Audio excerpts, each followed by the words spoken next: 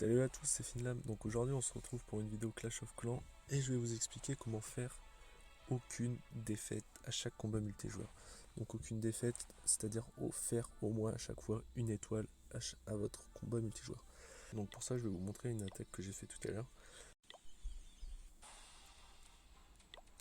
Donc déjà la ville était assez simple à prendre puisque ses ressources étaient assez simples à prendre puisque ses réserves et ses extracteurs étaient au bord de la map.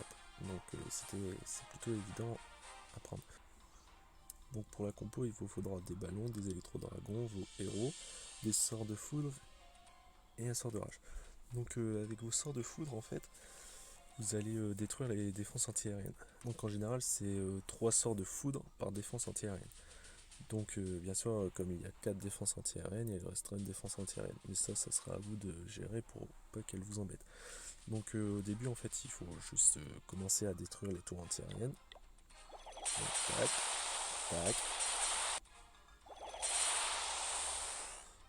Et ensuite, donc comme les réserves ici sont collées, il suffira juste de mettre un dragon, comme là. Donc comme ça, le dragon pourra avoir les deux réserves en même temps, donc là ça sera plutôt efficace. Donc voilà, en fait, en gros, vous allez à chaque fois essayer de mettre un dragon où il y a des réservoirs ou bien des bâtiments collés. Et donc si vous faites ça, vous pourrez toucher plusieurs bâtiments en même temps. Donc, ensuite, pour la défense antiaérienne qui vous reste, comme là, essayez de garder par exemple 3-4 ballons avec votre grand gardien et votre sort de rage. Comme ça, vous mettez vos dragons et ensuite vos ballons. Comme ça, la tour anti-aérienne sera détruite vite fait, quoi, avec le sort de rage et les ballons. Donc comme ça, après, il vous reste plus de tour anti-aérienne.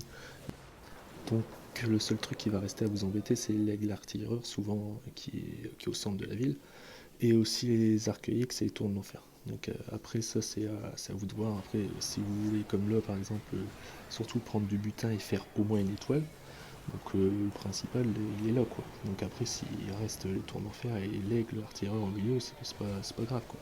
Le principal c'est prendre toutes les réserves, comme là il restera plus grand chose. Donc en général vers la fin essayez de pas tout mettre vos troupes. Comme ça là par exemple il me restait deux dragons, là je viens d'en mettre un. Mais là par exemple il me reste encore un dragon, essayez de le mettre à l'endroit où il y a encore des réserves et des mines. Donc là comme à gauche il reste encore une réserve et des extracteurs, donc essayez de le mettre là, comme ça vous allez récupérer ce qui reste. Après il reste aussi un petit peu à droite, mais ça c'est moi qui ai un peu mal géré. Donc voilà. Donc comme je vous disais au début du combat, essayez de privilégier des villes où les bâtiments ils sont serrés. Comme là, les réservoirs et les mines ils étaient collés, donc pour un électro-dragon, c'est facile de prendre en un coup, quoi. Tandis que si c'est des villes où les bâtiments ils sont pas collés, ils sont espacés, tout ça, donc c'est plus compliqué à prendre. Donc voilà, pour la fin du combat, j'ai quand même réussi à voler 1 million de chaque, donc c'est quand même plutôt sympa. Donc on va se faire un combat multijoueur, donc pour prouver que ma compo elle fonctionne bien, pour vous assurer à chaque fois au moins une étoile et en même temps faire beaucoup de butin, ce qui est quand même le principal je pense. Allez c'est parti.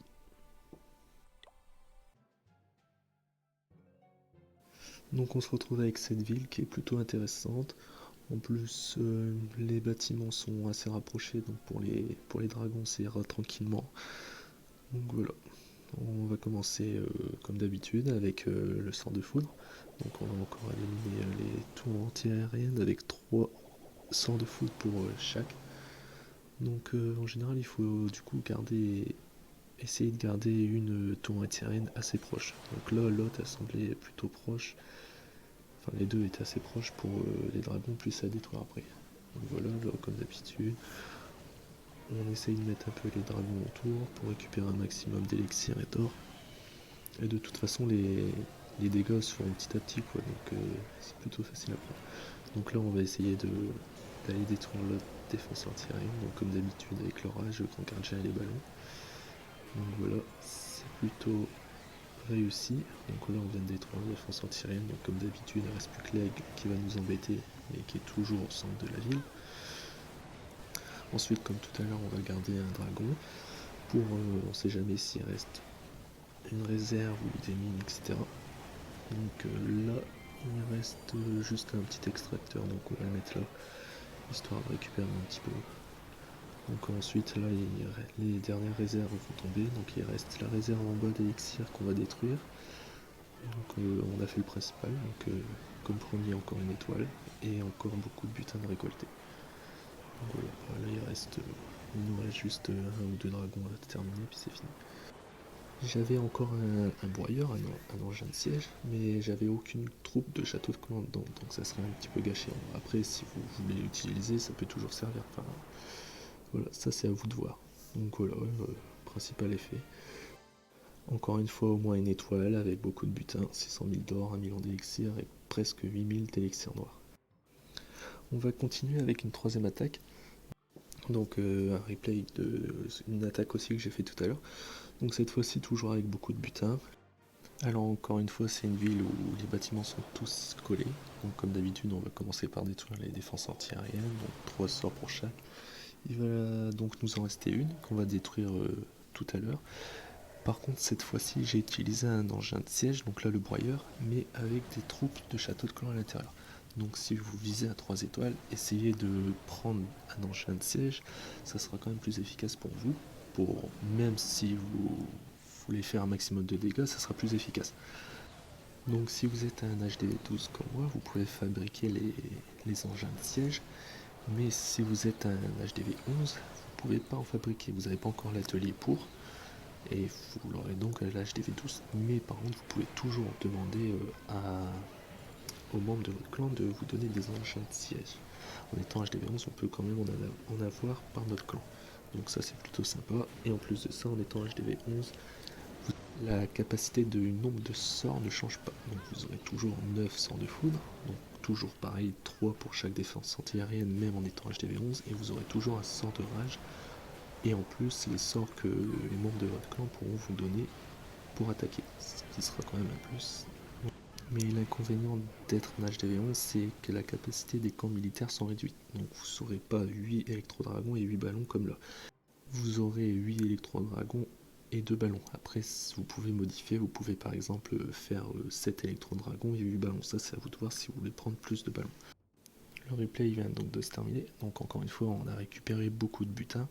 Ensuite, quand vous faites donc les combats multijoueurs, n'hésitez pas à prendre votre temps, même si c'est long parfois, à trouver une bonne ville avec beaucoup de butin à récupérer. Même si des fois ça peut prendre du temps, ça vaut quand même le coup d'attendre.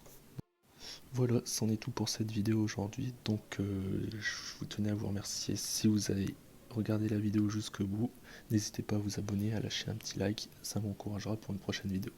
Donc voilà, je vous dis à la prochaine.